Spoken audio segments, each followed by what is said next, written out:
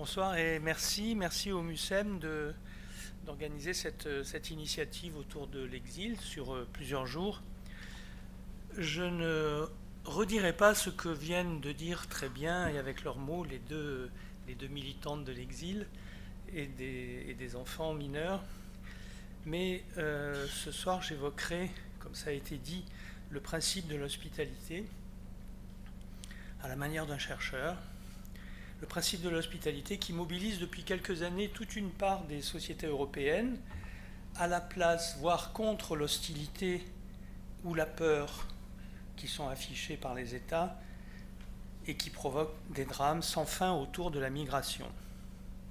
Cette hospitalité contribue à transformer les sociétés d'accueil, c'est ce que je vais vous dire d'abord, à repenser le lien qui nous lie à l'autre, à l'étranger.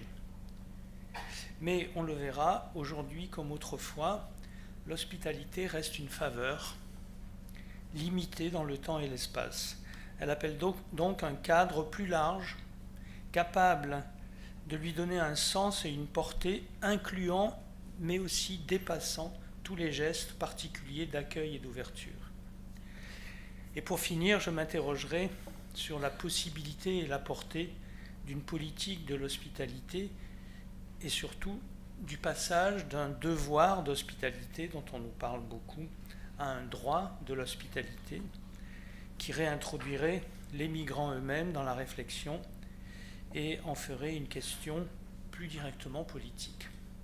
Mais avant de vous emmener dans ces méandres d'une réflexion qui doit faire place à la complexité sans perdre de vue l'efficacité, je voudrais vous dire en quoi je suis concerné ou en quoi cette question m'engage. Et c'est une réflexion qui, je crois, me dépasse largement. Elle dit de quoi et de qui sommes-nous les contemporains. Que nous le voulions ou non, nous sommes tous traversés et transformés par les questions du monde dont nous sommes contemporains. D'une manière ou d'une autre, c'est à lui et au futur qu'il prépare que nous avons à rendre des comptes. Les anthropologues, les chercheurs en sciences sociales ont en outre le devoir d'être utiles en revenant vers la société où naît leur savoir. Ils lui sont donc redevables. Ils construisent leurs problématiques de recherche avec la même inquiétude que les citadins leurs problématiques d'existence et d'engagement dans le monde, en réponse à un certain état du monde dont ils sont contemporains, et pour faire quelque chose pour le monde qui vient, sans se perdre pour autant dans l'actualité. Un court texte du philosophe Giorgio Agamben, Qu'est-ce que le contemporain, peut m'aider à préciser, à introduire cet engagement dans les débats qui nous occupent. Je le cite. Celui qui appartient véritablement à son temps, le vrai contemporain, écrit le philosophe, est celui qui ne coïncide pas parfaitement avec lui, ni n'adhère à ses prétentions, et se définit en ce sens comme inactuel. Il est plus apte que les autres à percevoir et à saisir son temps. Un homme intelligent, ou une femme intelligente, peut haïr son époque, mais il sait en tout cas qu'il lui appartient irrévocablement. Il sait qu'il ne peut pas lui échapper. La contemporanéité est donc une singulière relation avec son propre temps auquel on adhère tout en prenant ses distances. Elle est très précisément la relation au temps qui adhère à lui par le déphasage et l'anachronisme. En cherchant ainsi à bien vous dire d'où je parle, comme on dit, d'où parlez-vous, voilà d'où je parle, je défends une forme d'engagement que nourrit l'inquiétude et que rend possible un certain décentrement, dont les anthropologues sont par méthode porteurs. Voir tout ensemble les vies singulières et les destins collectifs qui se forment en même temps, voir dans leurs relations l'étranger qui vient et arrive à ma porte, celles et ceux qui en ont peur et se cloîtrent, celles et ceux qui ouvrent et disent « entrez », et enfin les institutions du droit et du gouvernement des territoires et des populations qui s'opposent ou soutiennent l'un ou l'autre geste. Ce regard anthropologique et les enquêtes de terrain qui le nourrissent m'amènent à vous proposer aujourd'hui de repenser l'hospitalité avec la cosmopolitique, ou plus encore, l'hospitalité cosmopolitique. Il m'importe de dire d'abord que d'autres l'ont fait avant moi et de comprendre pourquoi, dans quel contexte et ce qu'ils nous ont apporté. Pourquoi le philosophe des Lumières, Emmanuel Kant, a-t-il pensé ensemble l'hospitalité universelle et la paix perpétuelle? Ce fut dans le cadre d'un retour critique de son époque, le XVIIIe siècle, sur la formation du monde dans lequel il vivait, un monde déjà globalisé, comme l'ont dit beaucoup d'historiens, un monde formé par les 3 siècles qui l'ont précédé, avec leur conquête coloniale et la rencontre des Européens avec les peuples des Indes, d'Amérique et d'Afrique, avec leur domination, violence et massacres, dont cette colonisation européenne du monde fut le théâtre, comme avec les réelles tentatives d'échange et de compréhension réciproque et les métissages de la pensée qui ont aussi existé. Cette réponse du philosophe ne pouvait être que la recherche de la paix perpétuelle dans une humanité une et diverse d'un bout à l'autre de la planète. Une humanité capable d'éviter la guerre en faisant triompher la raison qui seule permettrait, disait Kant, de dégager le genre humain, je cite, de la situation chaotique qui caractérise les relations entre États et de trouver, encore ces mots, une situation cosmopolitique d'équilibre, une sorte de diplomatie à l'échelle globale. Et Kant poursuivait en pointant la solution de l'hospitalité, je cite, « Il est question ici non pas de philanthropie, mais de droit ». Près de 2 siècles plus tard, au début du XXe, 2 auteurs majeurs ont inspiré les études sociologiques sur le thème du cosmopolitisme urbain, l'allemand Georg Simmel et l'américain Robert Park. Leurs recherches sur le cosmopolitisme émergèrent en réponse à d'autres mots, ceux qui leur étaient précisément contemporains. Ce sont le nationalisme allemand pour Georg Simmel, qui s'intéressera au début du XXe siècle donc à la figure de l'étranger libre d'aller et venir, selon ses mots, cosmopolite parce que toujours à la frontière extérieure des identités nationales, et la ségrégation raciale états-unienne chez Robert Park, observateur de la ville de Chicago et cherchant des réponses à la désorganisation sociale et morale dans une enquête sur la possibilité de refaire communauté en ville, une ou des communautés urbaines.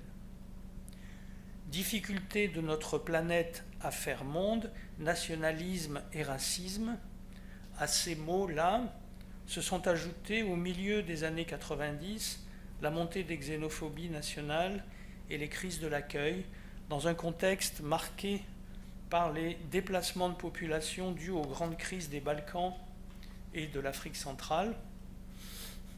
C'est face à cette violence qu'un autre philosophe, Jacques Derrida, est allé relire les Grecs anciens pour trouver les sources d'une hospitalité qu'il aurait voulu inconditionnelle au moment où diverses recherches sociologiques et des essais philosophiques commençaient à traiter la question des réfugiés et de leur accueil et s'intéressaient déjà beaucoup à ce qui m'occupe aussi, c'est-à-dire non pas l'inconditionnalité, mais les conditions de l'hospitalité. Derrida nous offrait de l'étranger une représentation sacrée et décontextualisée, ce qui me semble aujourd'hui difficilement tenable lorsqu'on mène des enquêtes de terrain sur cette question au sein des sociétés contemporaines. Quelques années plus tôt, l'anthropologue Julian Pitt Rivers, spécialiste de l'Andalousie, avait bien montré que la première loi de l'hospitalité n'était pas, dit-il, la révélation divine, mais découlait d'une nécessité sociologique. Et il rejoignait Emmanuel Kant, celle de s'entendre avec ses voisins, celle de tisser des relations entre communautés. Et nous, aujourd'hui, en 2015 ou en 2018, à quel mal contemporain voulons-nous répondre en remettant sur le métier la question du cosmopolitisme et son corollaire, l'hospitalité. La mobilité que nous chérissons pour nous-mêmes, la liberté d'aller où bon nous semble, est en train de devenir une tragédie mondiale pour des millions de gens ordinaires comme vous et moi, et fatale pour des dizaines de milliers d'autres, plus de 40 000, sans doute maintenant 50 000 morts aux frontières enregistrés à l'échelle mondiale depuis 2000.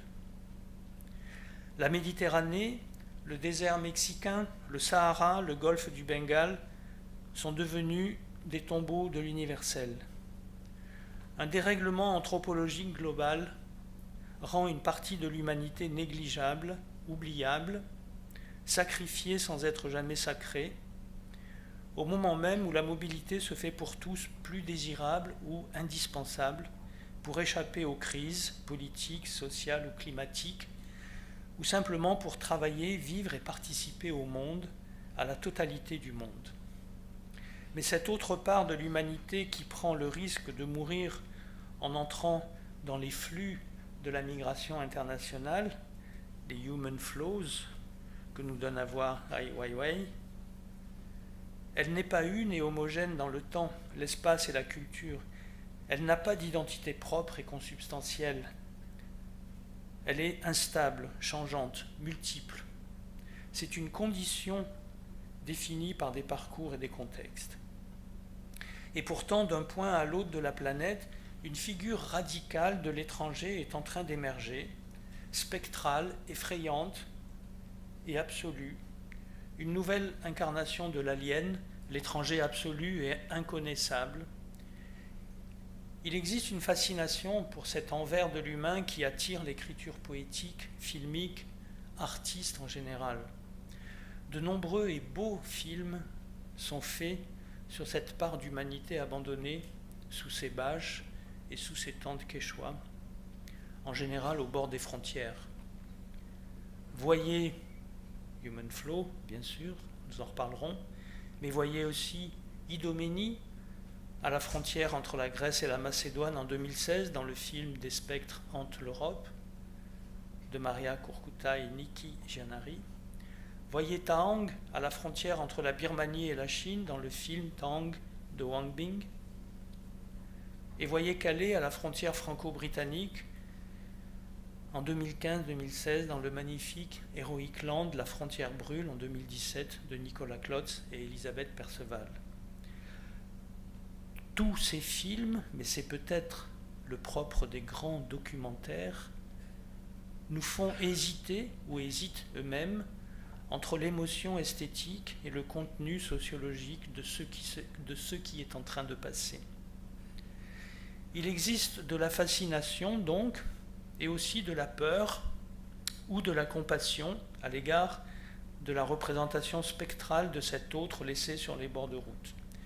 Mais au-delà, il y a place et même urgence à comprendre ce reflux d'humanité qui finit par rendre moins humains les visages et les corps eux-mêmes de ces flux migratoires ainsi anonymés, et qui nous enjoint de comprendre donc cette crise dont nous sommes contemporains. Deuxième grande question, hostilité et hospitalité en temps de crise. Il y a quelques jours, le ministre italien de l'Intérieur, Matteo Salvini, nous le connaissons maintenant très bien, a estimé que l'Aquarius, le navire de sauvetage de SOS Méditerranée, a refusé, je cite, refusé de collaborer en ne livrant pas aux gardes-côtes libyens les migrants qu'il venait de repêcher en mer, et de conclure, à propos de l'Aquarius, qu'il aille où il veut, mais pas en Italie. Vada dove vuole, ma non in Italia. Je n'ai pas pu m'empêcher de voir une redite, un acharnement plutôt, de la formule déjà entendue en Australie en 2001, à propos du Tampa, le navire voulant accoster dans ce pays avec ses migrants afghans, et qui fut renvoyé avec la même explication donnée par un ministre du gouvernement australien d'alors, où vous voulez dans le monde, mais pas en Australie.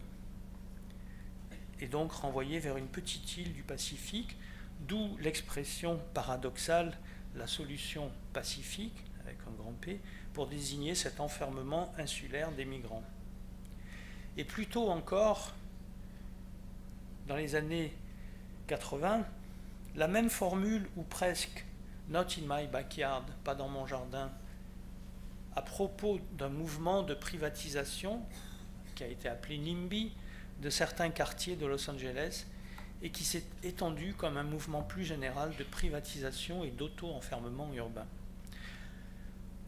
Ce sont l'indifférence, l'hostilité, voire l'acceptation du laisser mourir qui tiennent lieu de réalisme politique pour des gouvernements en proie à l'angoisse entretenue d'une invasion du territoire suivie d'un siège et d'un grand remplacement de la nation assaillie par un étranger ennemi. Parler de crise migratoire ne sert à rien. C'est réduire la situation à ce catastrophisme et à la politique et réduire la politique à l'urgentisme. Au risque de faire plier cet urgentisme devant les stratégies politiciennes qui font de l'étranger un ennemi, jusqu'au point d'admettre ou de nous faire admettre la possibilité de vivre en voisin d'une Méditerranée mortifère. Pourtant, l'expérience multiple des migrants est appelée à durer, à se développer dans toutes les directions, et la condition d'étranger à s'étendre. Notre monde est et sera de plus en plus mobile et produira de plus en plus d'étrangers. Il nous faut donc bien nous saisir de cette question mondiale des migrations et en faire l'objet d'une enquête et d'un débat public. Voici donc en quoi l'anthropologie peut y contribuer. Le cas des femmes et des hommes en migration qui, dans le monde, vivent dans des conditions matérielles ou juridiques précaires et n'ont pas vraiment choisi leur mobilité mais ont été contraints de quitter leur lieu de vie pour des raisons politiques, économiques ou environnementales, ne représente encore qu'une minorité rapportée aux 260 millions de personnes résidant dans un autre pays que celui de leur naissance, pour caractériser ce qu'on entend par migration internationale. Mais leur part augmente et continuera de le faire selon toutes les prévisions, à la fois comme un effet de la mondialisation qui ouvre des horizons inespérés, mais détruit en même temps des systèmes locaux fragilisés, et à cause des échecs répétés des États-nations à prendre en charge le présent et l'avenir du monde dans sa totalité et dans sa désormais constante mobilité.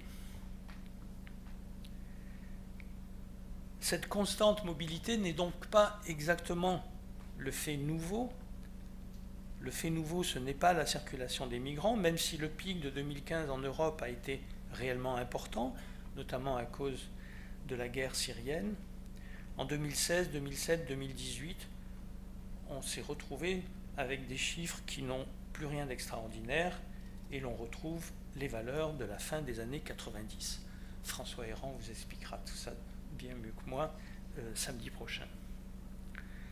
C'est pour une très grande part le résultat des politiques européennes, celles qui se sont appuyées sur l'hostilité et la crainte des étrangers. Or, si l'on observe en détail les sociétés européennes ces dernières années, ce que l'on voit de vraiment nouveau, ce sont des collectifs et des associations qui se sont créés par centaines, des gens qui se sont mobilisés par dizaines ou centaines de milliers pour trouver des solutions que leurs États n'offraient pas aux migrants, nourriture, logement, assistance de toutes sortes. Ils l'ont fait largement au nom de l'hospitalité. Ce que ce geste d'hospitalité n'a pas trouvé, c'est sûr, c'est un portage politique et donc une visibilité aussi forte que celle des forces hostiles. Les formes de l'hospitalité aujourd'hui. La chronique des actions en faveur de l'accueil des migrants montre une évolution au sein des sociétés européennes au XXIe siècle. Par leur ampleur et l'engagement qui les sous-tendent, les formes de solidarité et d'hospitalité que l'on observe s'apparentent de plus en plus à un mouvement social, à un mouvement de la société. Les noms de Cédric Héroux, de Pierre-Alain Manoni, de Damien Carême, le maire de Grande-Sainte, le maire du village de Riace en Calabre, ou celui de Palerme, qui prône la suppression pure et simple de la carte de séjour et donc de son exigence, de l'ex-maire de Lampedusa, Giuseppina Nicolini, ou de la maire de Barcelone, Ada Colau. Tous ces noms, qui sont des noms, c'est pour ça que je les mentionne, sont les héros de ce nouveau récit de l'hospitalité, les porteurs d'une réinvention de cette forme sociale ancienne, ou venue d'ailleurs, et qu'on pouvait croire perdue ici. En France et en Europe, des centaines de milliers de personnes anonymes se sont mobilisées pour accueillir chez elles, écrivent-elles sur des réseaux sociaux, je cite, des demandeurs d'asile pour un temps limité et, je cite, dans le cadre protecteur d'une association. On va garder ça en tête. Dans le but de faire pression sur l'État, qui ne respecte pas l'obligation juridique de l'hébergement des demandeurs d'asile, etc., etc. Des multiples rencontres d'un nouveau type ont été provoquées par ce mouvement qui traverse les sociétés européennes dans un contexte politique où le nom d'hospitalité vient comme une déclinaison de la solidarité. Se trouve ainsi relancée l'hospitalité privée, ce qu'on appelle l'hospitalité privée, c'est-à-dire l'hébergement chez soi, en général appuyé par un cadre associatif qui donne les garanties sociales et juridiques de cet accueil individuel. Celui-ci naît comme un prolongement des gestes de solidarité collective. Distribution de nourriture en bas de chez soi, puis chez soi. Distribution de vêtements, apprentissage de la langue, dans la rue ou dans les locaux associatifs. Ce geste se détermine d'abord dans la relation de chacun avec son État-nation et ce qu'il ou elle peut en attendre comme citoyen. Dans l'hospitalité d'aujourd'hui, c'est donc une relation à trois qui se met en œuvre, les migrants, notre État et nous. Mais elle se poursuit comme une interaction de face à face, à laquelle notre système social, et notamment familial et domestique, n'est pas ou plus vraiment préparé. L'hospitalité dans ces conditions est une épreuve. Elle demande une mobilisation individuelle et collective importante, jusqu'à provoquer parmi les accompagnateurs associatifs, les hébergeurs et les hébergés, des saturations de divers ordres, burn-out des acteurs associatifs, surinvestissement des hébergeurs, fatigue des familles de la part des hébergés. Je m'appuie ici, et je le fais très brièvement, sur l'enquête collective sur l'hospitalité qui a été menée dans le cadre du programme Babels à l'EHESS et soutenue par l'Agence nationale de la recherche. Je poursuis. Les hébergeurs agissent rarement seuls, comme s'il fallait remplir le vide social laissé par l'individualisation des modes de vie, la diminution de la taille des familles, parfois l'étroitesse des logements, où mettons les hôtes, et enfin l'absence de communauté immédiatement agissante qui va vous dire que c'est normal d'accueillir quelqu'un chez vous pour une durée limitée dans un lieu particulier, et qui permettrait donc de relier socialement la personne qui accueille et celle qui est accueillie et de donner du sens à cette relation. De fait, ce sont les associations, elles-mêmes parfois regroupées en réseau à l'échelle d'une ville par exemple, ou des collectifs militants, ou encore, mais dans une moindre mesure, quelques plateformes Internet, qui établissent le lien et donnent les raisons et les cadres de l'accueil chez soi. Pour les associations, l'un des enjeux majeurs est de ne pas perdre d'hébergeurs qui peuvent être déçus ou inquiets de la relation qui s'établit avec les hôtes, après un premier élan de solidarité, parfois éphémère. La respectabilité de la personne à accueillir, son équilibre mental, son dynamisme et le besoin où elle se trouve d'être effectivement aidée sont des critères importants pour son acceptation. Dans le même esprit, et pour codifier quelque peu une pratique qui semble être souhaitée, mais sans avoir de référence à quelque régulation sociale qui soit, les associations et réseaux encadrant la relation d'hospitalité en proposent des durées minimales et maximales, d'ailleurs très diverses, refaisant de la sorte l'expérience que toutes les théories historiques ou anthropologiques de l'hospitalité ont déjà établie, que ce soit la durée limitée de 3 jours dans l'hospitalité qu'on attribue généralement au monde arabe, ou de 7 jours, ou de 10 jours, ou de 12 jours, selon les différentes cultures. Et dans la tradition grecque, effectivement, une anthropologue, Florence Dupont, qui évoque ces conditions de l'hospitalité dans la Grèce antique, finit par dire, après avoir beaucoup polémiqué avec les uns et les autres, tout ça pour 3 jours.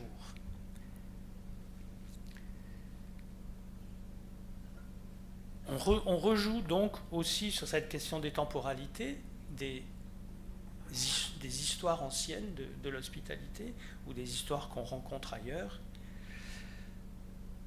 En France, donc, les associations qui encadrent ces pratiques de l'hospitalité privée prévoient des séjours de 1 à 6 mois ou de 4 jours au minimum.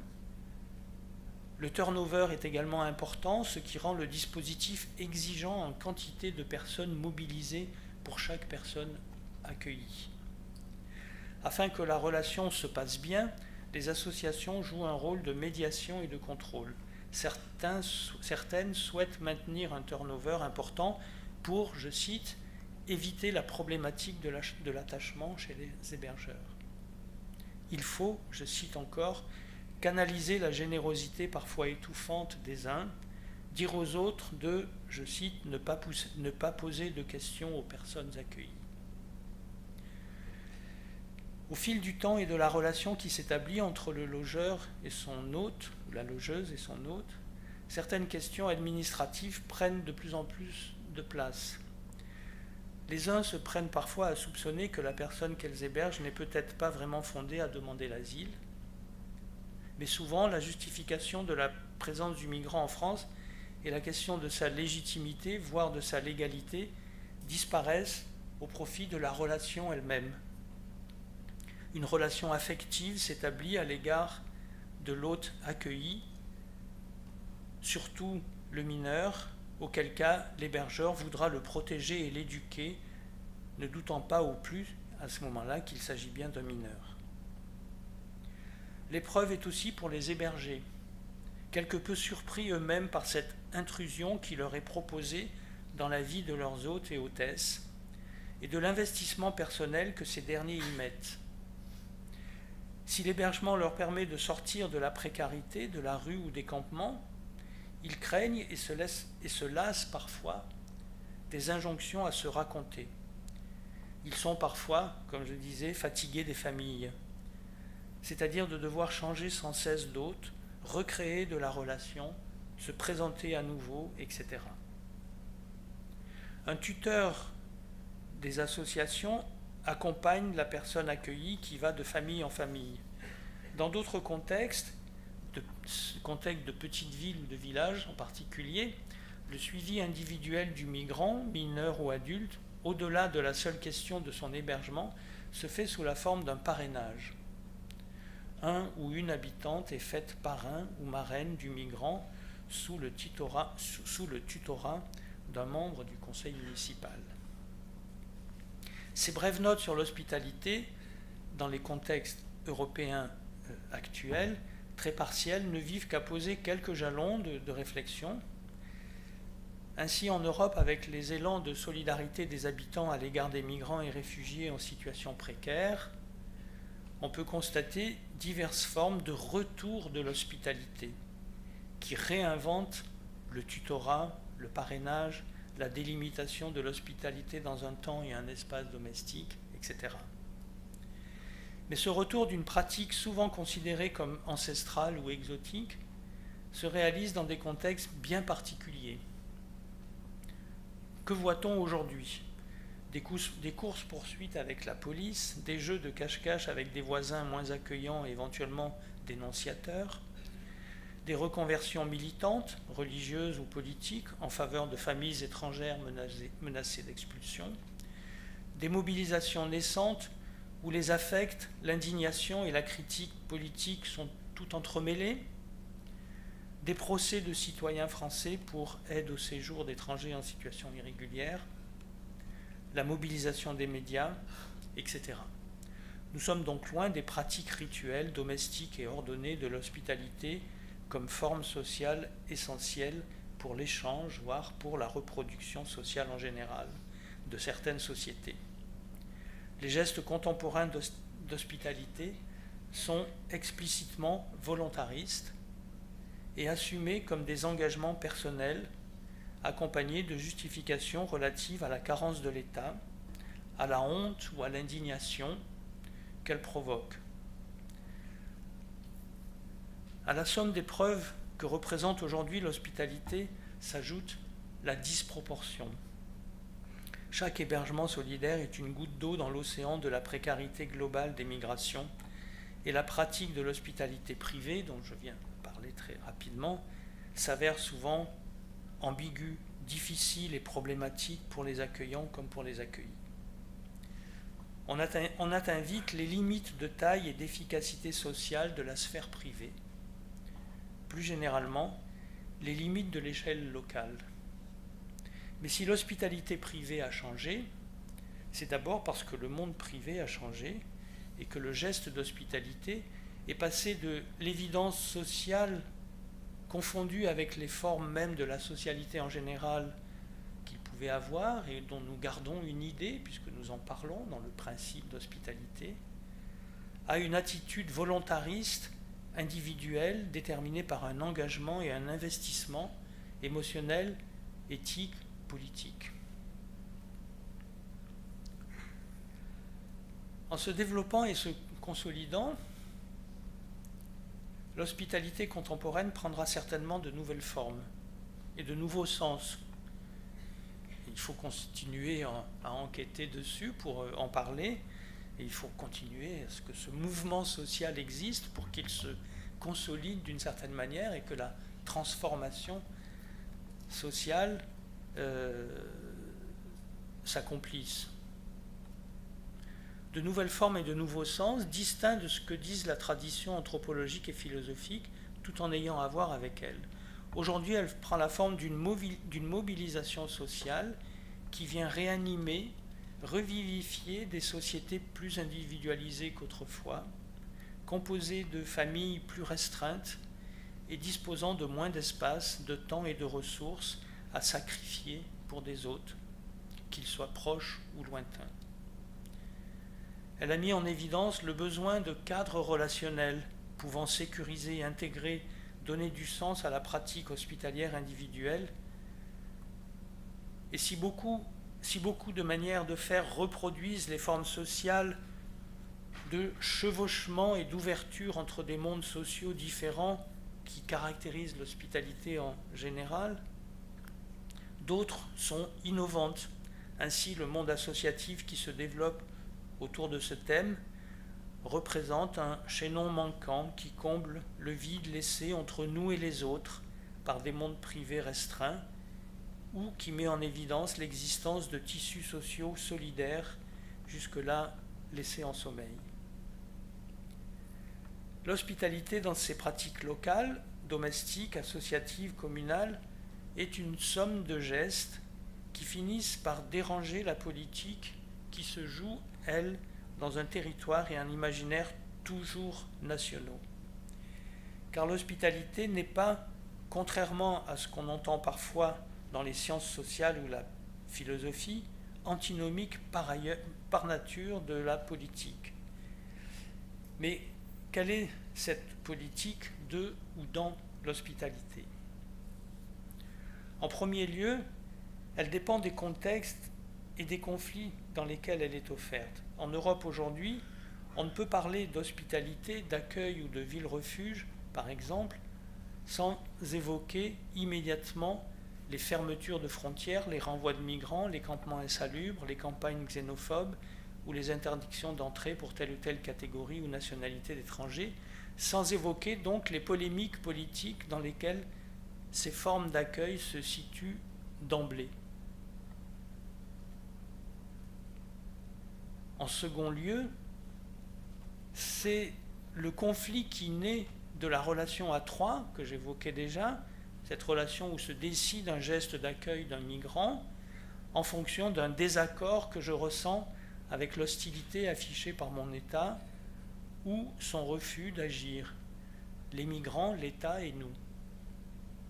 Dans ce mode de politisation, il convient de le souligner, l'insatisfaction à l'égard du gouvernement signifie qu'on en attend encore quelque chose. Car un autre sens politique, et qu'on observe aussi dans ces enquêtes sur l'hospitalité dans différentes villes en Europe ces dernières années, un autre sens politique vient de ce que l'hospitalité est le signe d'un autre mode de vie, moins urbain, moins individualisé, moins soucieux des discours politiciens et des injonctions gouvernementales. C'est le signe d'une politique immédiate où d'autres principes de solidarité sont appliqués à soi-même et à sa communauté, réseau, village, quartier, loin des principes défendus par les gouvernants lointains, hostiles, courbés sur la défense de la nation, de l'identité, du territoire. Ainsi, les gestes d'hospitalité nous transforment directement par les interactions immédiates qu'elle enclenche dans la relation d'hospitalité, ou indirectement par les mots, les principes, les valeurs, comme on dit, qu'elle met et qu'elle met en débat dans les polémiques, dans le débat public. Pourtant, l'hospitalité reste une faveur, aujourd'hui comme hier, pour celles et ceux qui sont accueillis. C'est une relation d'échange, une relation asymétrique où les deux hôtes ne peuvent pas être égaux en même temps.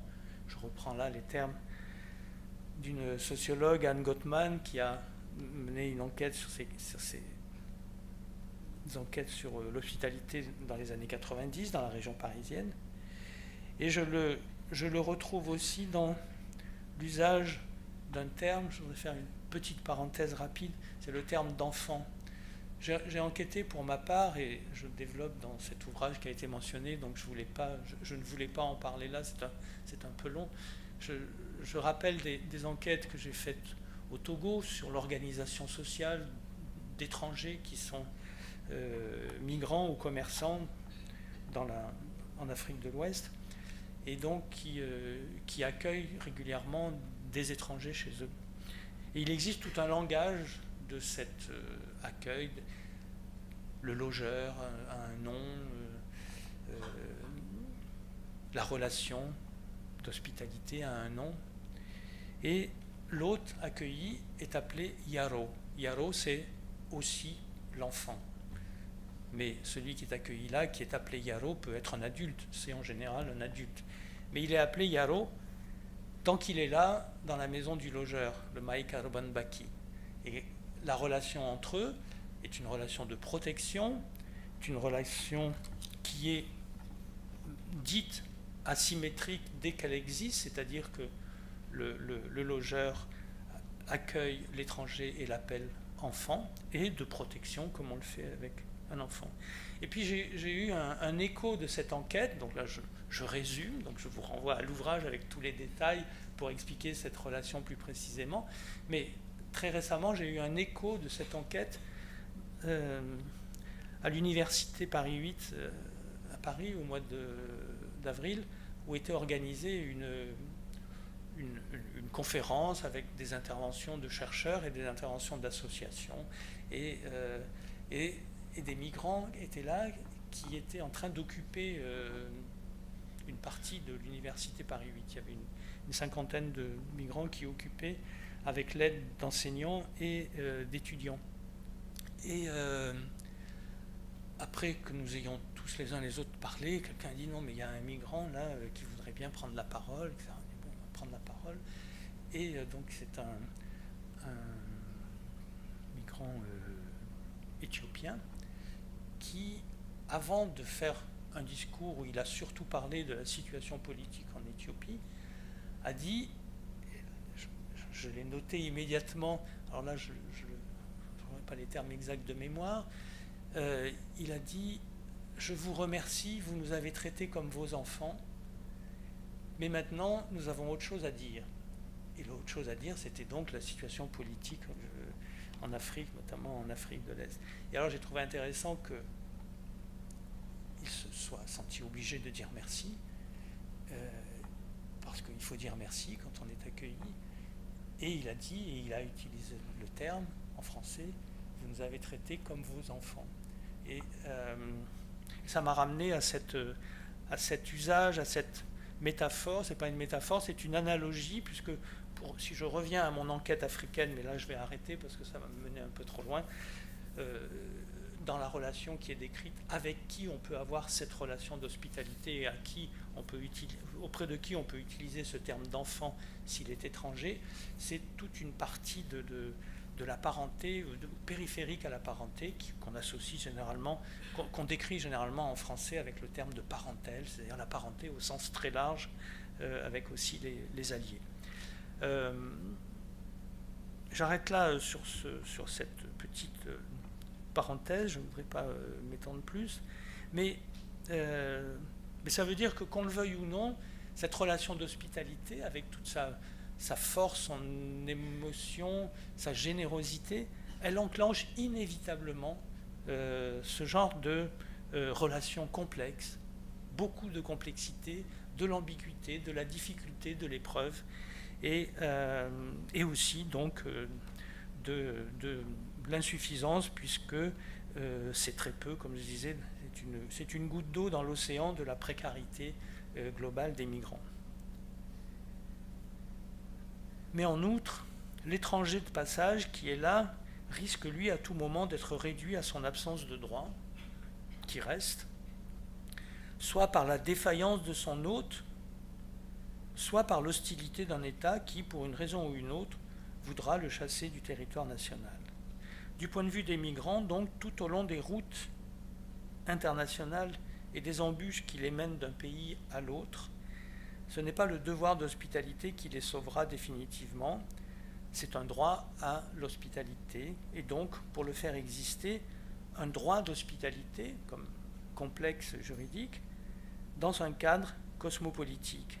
Passer du devoir des uns au droit des autres consisterait à transposer l'hospitalité universelle pour laquelle se mobilisent largement les sociétés depuis quelques années, mais sans jamais parvenir à répondre aux insuffisances des politiques, vers une règle de droit posant au préalable que tout étranger a le droit de ne pas être traité en ennemi, selon les mots du philosophe Emmanuel Kant que j'ai cité au tout début et vers lequel nous revenons maintenant. Le droit pour tout étranger de ne pas être traité en ennemi. Un droit de l'hospitalité qui serait fonction nécessairement de la cosmopolitique, étroitement imbriqué avec la cosmopolitique, et qui serait un droit opposable aux échelles nationales. On le sait, on peut le prévoir par ce qu'on a déjà vu ces dernières années. Sur ce sujet comme sur d'autres, les États-nations arriveront en dernier. Et ils sont arrivés en dernier sur la question du climat, qui est aussi une question internationale ou globale, comme celle des migrants. Et je vous renvoie aux travaux, aux réflexions de Mireille Delmas-Marty sur ce point. Les États-nations arriveront en dernier, après les sociétés civiles locales et nationales, après les chercheurs, après les premiers intéressés, les migrants eux-mêmes. Dans une perspective cosmopolitique, et pour être pratique, on peut penser que le droit se situe au-dessus de la morale ou des morales en conflit pour construire un principe universel. Sous quelle forme ? Eh bien, les débats et les mobilisations sont nombreux. Je cite le droit universel à la mobilité qu'évoque Catherine Witold de Wenden, que vous allez voir, je crois. Le principe juridique d'hospitalité que commence à défendre maintenant la juriste Mireille Delmas-Marty, le droit de l'hospitalité, et non pas seulement le droit à l'hospitalité. Vous avez sans doute eu connaissance d'un très beau texte du philosophe Étienne Balibar sur ce sujet, ou bien la liberté de circulation, qui est un droit qui est défendu depuis longtemps par l'association Migre Europe, qui réunit des chercheurs et des associations. Et d'autres formulations sont en débat, et montre donc que l'universalité du droit n'est pas quelque chose qui nous est donné d'avance et qu'il faudrait simplement aller chercher ou respecter ou critiquer, mais qui est en construction permanente et qui est un horizon qui se construit au cœur des conflits présents. Cet horizon possible pourra renverser le regard sur les étrangers et en établissant l'égalité, il permettra de passer donc de la faveur au droit, ce qui ouvre déjà la possibilité de penser notre planète comme un possible monde commun. Je vous remercie.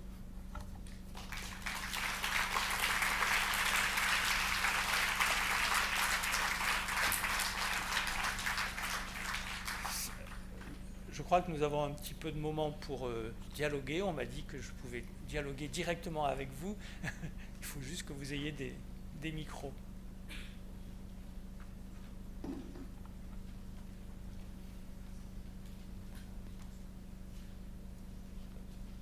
on a à peu près une bonne vingtaine de minutes pour échanger avec Michel Léger. Je remercie chaleureusement pour cet éclairage sur la notion d'hospitalité qui est bien plus complexe que ce qu'on peut le penser quand on veut l'évoquer.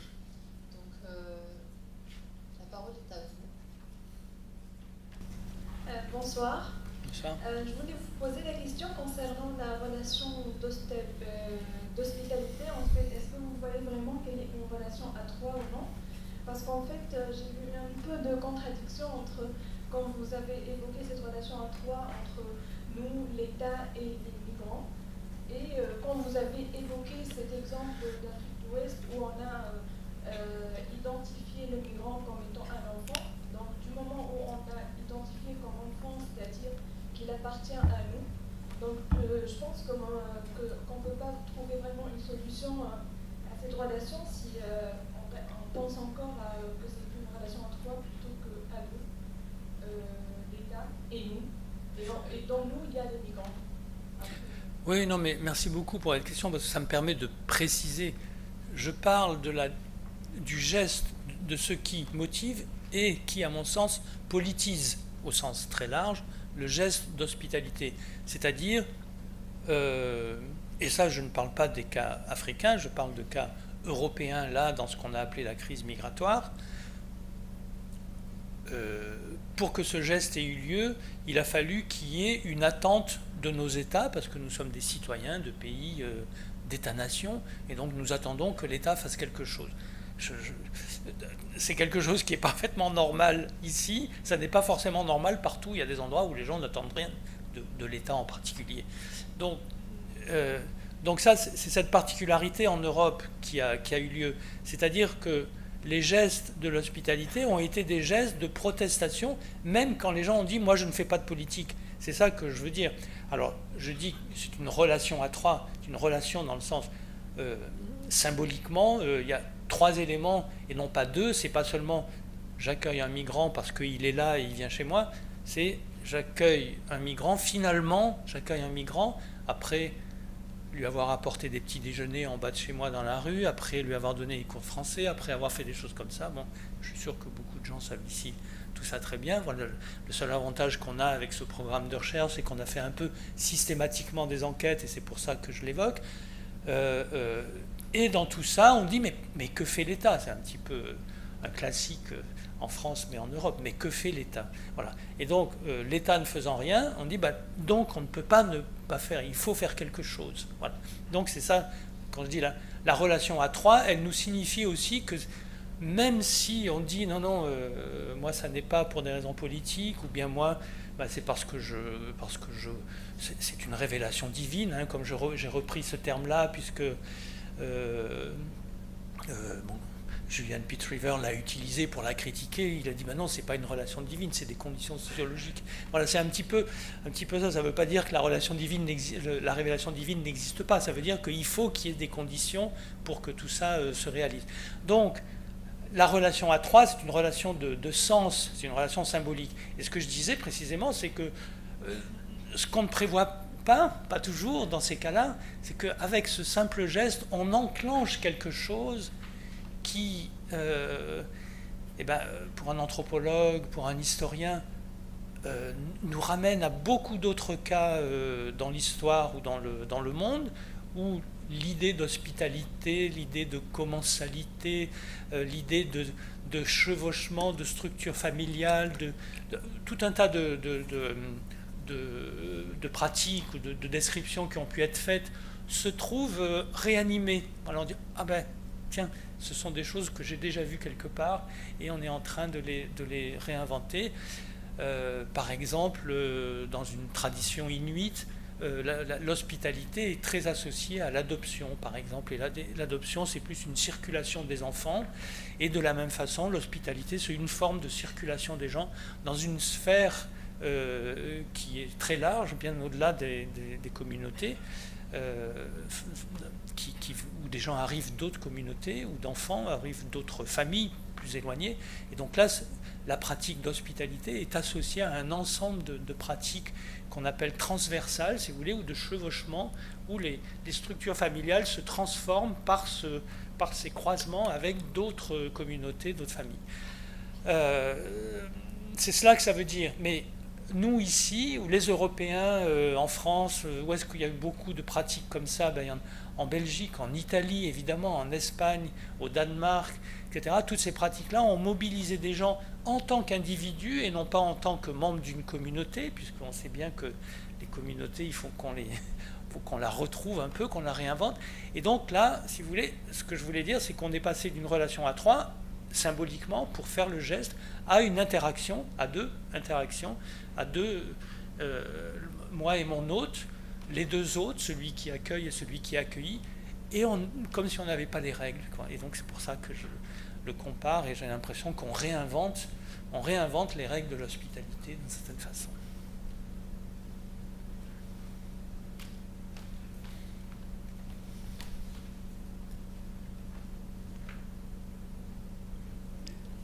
Merci pour votre intervention. Face à face de l'hospitalité individuelle et privée et l'État. Or, il y a un certain nombre d'organismes, pas forcément humanitaires, et des structures comme l'Église, tous les cultes, comme des associations professionnelles. On a vu l'avocat qui est intervenu tout à l'heure. Vous ne parlez jamais de ces structures intermédiaires entre l'État et l'hospitalité. Est-ce que c'est parce qu'elles ne prennent pas position, ou c'est parce que Il me semble que je n'ai pas arrêté d'en parler, alors on ne s'est pas compris. Alors, parce que quand je disais les hébergeurs n'agissent pas tout seuls, ça c'est la première chose. Il y a tout un tissu associatif. On a beaucoup travaillé par exemple avec Jesuit Refugee Service, qui est l'un des premiers avant le programme Welcome par exemple. Donc ça a été notre enquête de départ, si vous voulez. Et puis après avec alors on n'a pas tout, mais si vous voulez, si vous prenez en compte les toutes dernières années, il y a 250, je crois, associations en France seulement qui se sont spécialisées dans la coordination de l'accueil des migrants chez des gens individuellement. Et donc c'est ce rôle de médiation, si vous voulez, ce rôle des associations, qui est un rôle de médiation. À Paris, c'est très important, puisque c'est des gens qui vont chercher justement les migrants, et ça concerne aussi beaucoup les mineurs isolés, où des gens sont très mobilisés. Des fois, vous avez une dizaine de personnes qui sont mobilisées pour un migrant, et donc pour aller le chercher chez l'un, pour l'amener chez l'autre, pour l'amener pour des questions de soins de santé, etc. Et donc non seulement la mobilisation, mais l'augmentation du nombre d'entités intermédiaires, de ces entités intermédiaires qu'on pourrait appeler communautaires entre l'individu et la société en général. C'est un des phénomènes qui fait qu'on peut dire que la société est au moins en partie en train de se transformés par cette expérience-là. Il y a une autre chose que vous avez, peut-être c'est aussi un autre élément de votre question, ou en tout cas je vais juste l'indiquer, il y a ce qu'on appelle l'hospitalité publique. L'hospitalité publique qui est fait effectivement l'accueil dans les... qui est très ancien, donc là quelque chose qui date du Moyen-Âge, avec les premiers hospices de la charité, avec les lieux, les structures qui ont été faites pour voilà, loger, prendre en charge, mais aussi immédiatement contrôler, ce qu'on oublie. Saint-Vincent-de-Paul, dès qu'il a créé ces hospices, l'État a dit « vous nous rendrez compte de tous les présents dans l'hospice ». Donc la question du contrôle est toujours présente dès le début. Donc là, ça c'est un autre, si vous voulez, c'est une autre part voilà, de ce qu'on appelle l'hospitalité publique. Il y a l'hospitalité communale qui est quelque chose aussi, qui est je ne sais pas si c'est une tradition, mais enfin qu'on peut repérer dans l'histoire médiévale aussi, parce qu'on avait des entités municipales qui avaient un degré d'autonomie beaucoup plus important que ce qu'on a aujourd'hui en Europe, et en particulier en France. Et donc on voit bien qu'il y a une relance de l'hospitalité communale dans, par exemple, l'action du maire de Grande-Synthe, le maire de Briançon, les maires de tout un tas de petits villages, le maire de Riace en Calabre, qui disent nous, on peut avoir une souveraineté, on peut avoir une décision politique et des moyens économiques, c'est ce qui est compliqué en France d'ailleurs, mais on peut avoir une décision politique qui consiste à dire que tel étranger n'est pas indésirable chez nous, même s'il l'est à l'échelle de la nation. Ça, c'est un pas considérable. Et donc, là, il y a un réseau des villes hospitalières ou des villes accueillantes qui s'est créé justement à l'initiative du maire de Grande-Synthe, qui prend une posture, disons, qui s'approche un petit peu de ce que je développe là. Bonsoir. Je voudrais poser deux questions. La première, c'est Simone Veil dit qu'un droit n'a aucune valeur si en face, il n'y a pas des personnes qui se sentent un devoir d'honorer ce droit. Bon, là, on est dans une situation où il y a des personnes qui se sentent le devoir d'hospitalité. Alors, comment on peut remonter le courant, passer de cette perception du devoir à la création d'un droit? Et puis, mon deuxième point, je ne vais pas être très long, il est vrai que lorsqu'on accueille des Africains francophones, assez rapidement, ils appellent leurs autres papa et maman. Mais dans d'autres lieux, vous avez parlé du contrat d'hospitalité, qui lui semble un peu rétablir un certain parallélisme de niveau. Alors comment vous articulez les deux? Alors sur le premier point, oui, moi, voilà, quand je dis il faut passer de la faveur au droit, c'est-à-dire que c'est je suis pas Edoui Plenel et je ne vais pas vous faire des grands discours avec le devoir d'hospitalité, parce que à qui ça s'adresse cette injonction-là de devoir d'hospitalité? Si elle s'adresse à la société, aux gens, on voit bien que énormément de choses se font dans la société. Et on voit bien aussi qu'il y a une certaine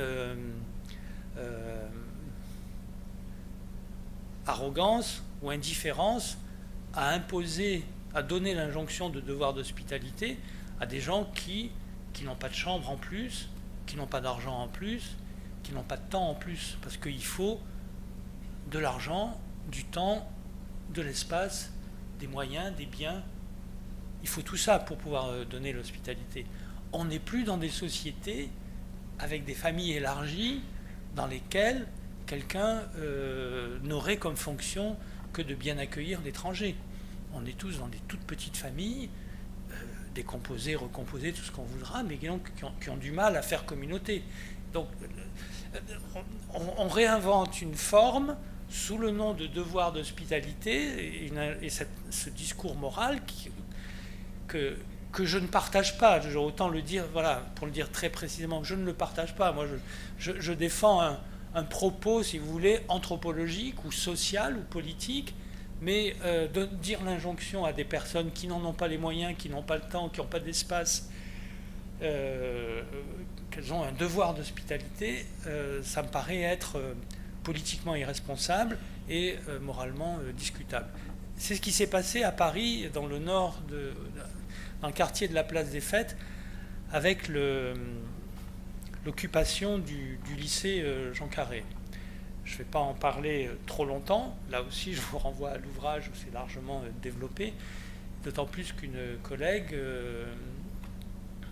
Isabelle Coutan, est habitante de ce quartier et sociologue, est au CNRS et à l'EHESS, et donc elle a pu faire un petit peu la chronique de tout ça. Ça s'appelle « Les migrants en bas de chez moi ». Et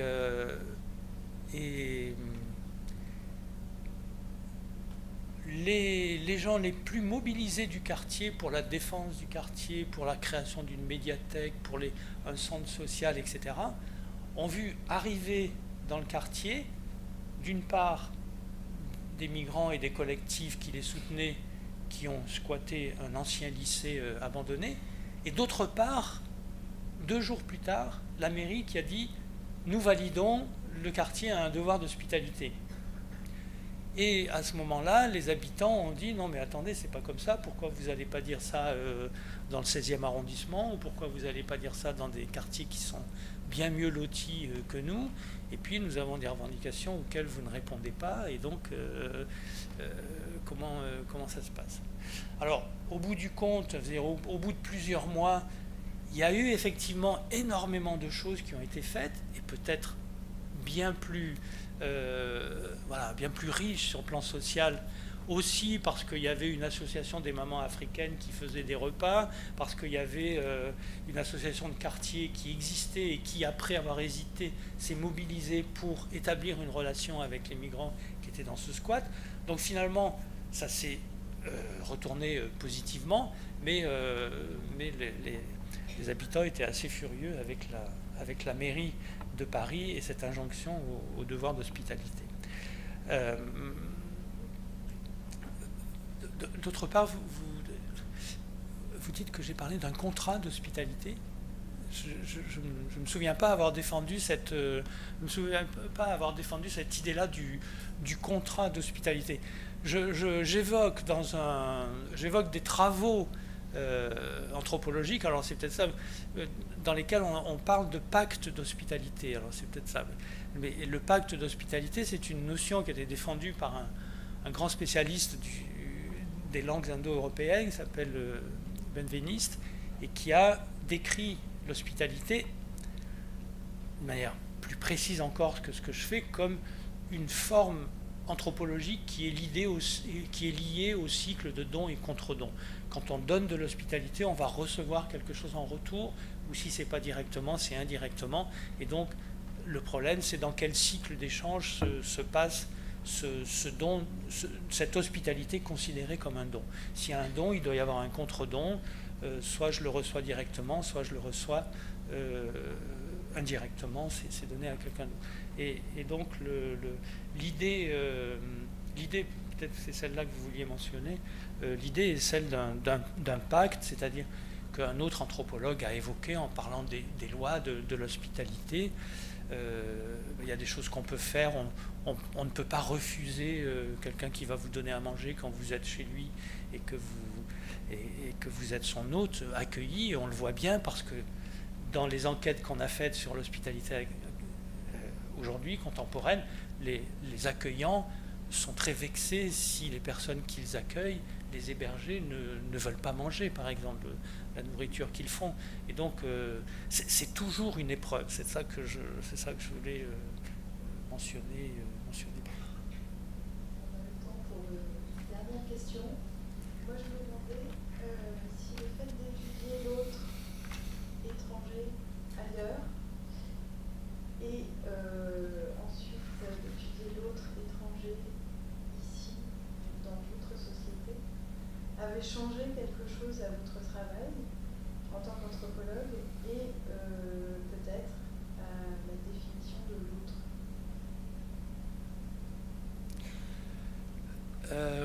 Oui et non, évidemment, ça a beaucoup élargi le spectre des cas étudiés. Mais non, parce que ça se ramasse de plus en plus sur l'idée que tout dépend de la relation. Et donc finalement, c'est relatif et relationnel. Je suis de plus en plus persuadé que souvent les ethnologues et les anthropologues jouent un rôle qu'ils ne devraient pas trop jouer, qui est celui d'accentuer la différence de l'autre. Et moi, je cherche toujours à montrer que quand on voit quelque chose qui nous semble différent, eh ben, il faut y aller. Et on le voit bien là avec les expériences qu'il y a, justement, elles sont très intéressantes de ce point de vue-là. Donc, c'est plus la peine d'aller très loin, on a tout ça sur place. Ces relations où l'autre nous paraît tellement différent, ben, il faut y aller quand même, et on se rend compte très vite qu'on est pareil. Et c'est ce mouvement-là qui m'intéresse, c'est partir de la différence pour arriver à la ressemblance et à l'unité voilà, de la condition humaine à travers toutes ces différences. Merci beaucoup, Michel Agier. Merci à vous. Je vous invite à retrouver Michel Agier à la table de la librairie.